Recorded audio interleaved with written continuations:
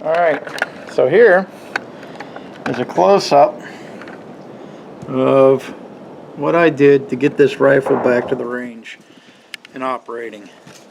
I put another small rivet in here, then I ran lacing wire through the gas tube, back out through the top, around securing this little locking mechanism, and then intertwined it onto itself and then locked it in.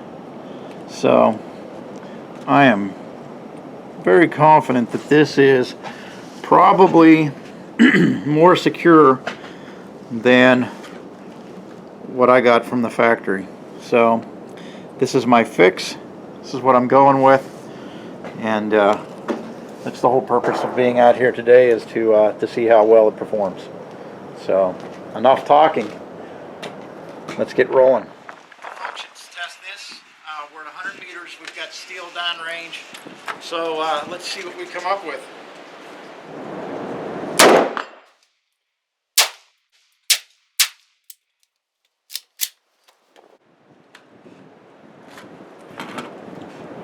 So far, so good. All right, another 21 round mag.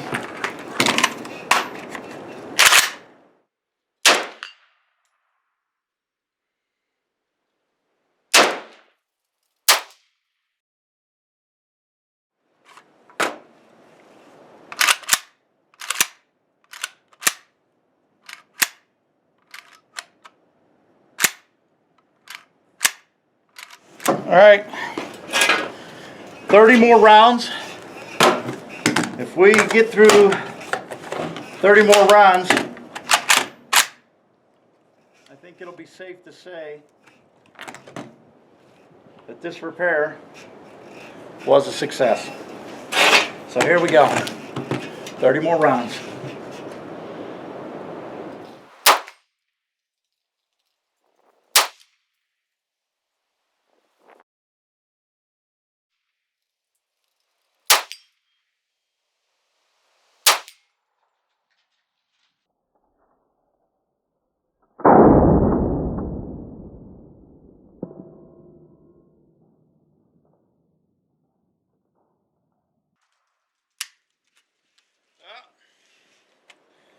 We didn't make it through. We didn't make it through.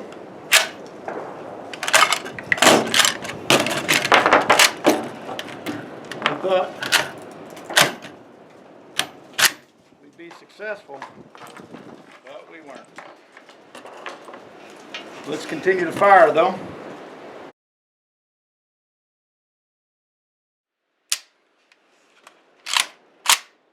Shame. All right, we just happened to have a wolf spring in the range box, and from an old NPAP project. So I've replaced the factory recoil spring with the wolf recoil spring. So I have another 30 rounds here, and we're going to run a couple more mags through this to see if we can get another malfunction like we did earlier. So without any further ado, here we go.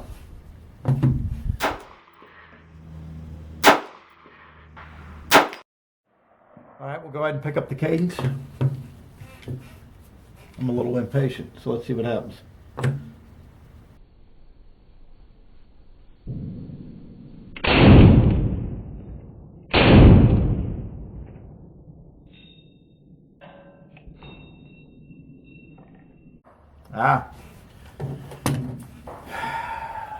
Nah, I don't know, man.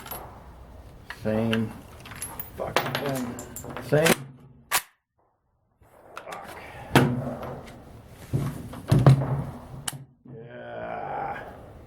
I don't know, I'm befuddled now.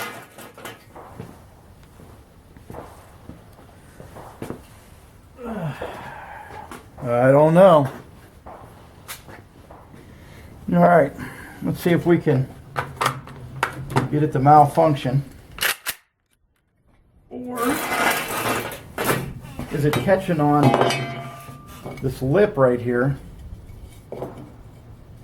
which is causing it to not eject properly. So here we go. Let's see what we come up with.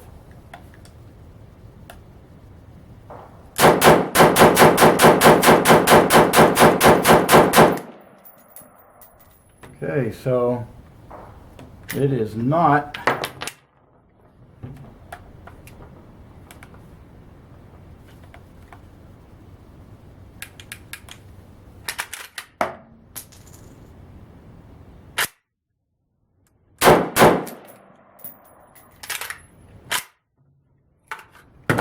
it's not the lip. I do not know what it is. I guess I can change a gas setting. Well, we've eliminated the recoil spring. We've eliminated the gas setting drifting. We've eliminated this cover. So we were still having malfunctions. So what we will do now is I have changed the gas setting to number 1. So we will do a rapid fire sequence, gas setting number 1, and see if we can create a malfunction. So here we go.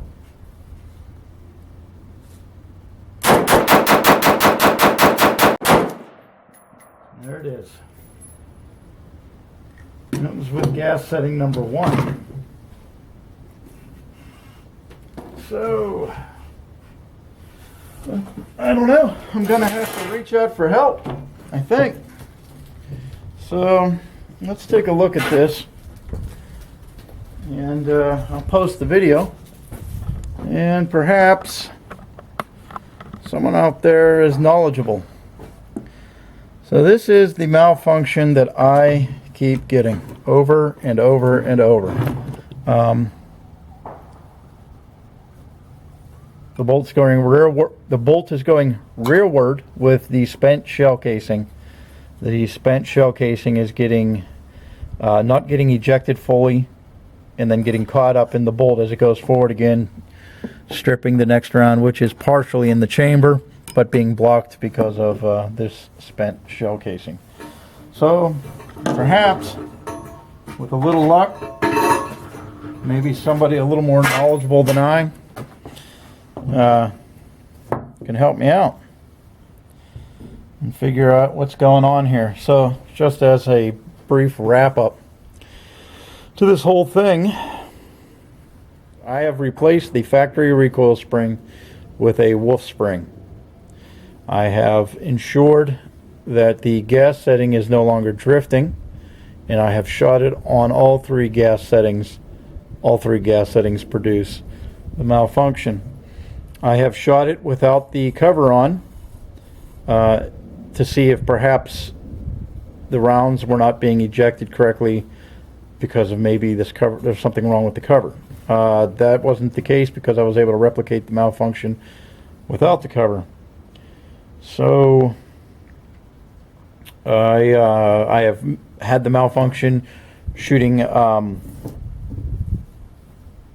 very fast cadence fire and very slow cadence fire, so the cadence doesn't matter.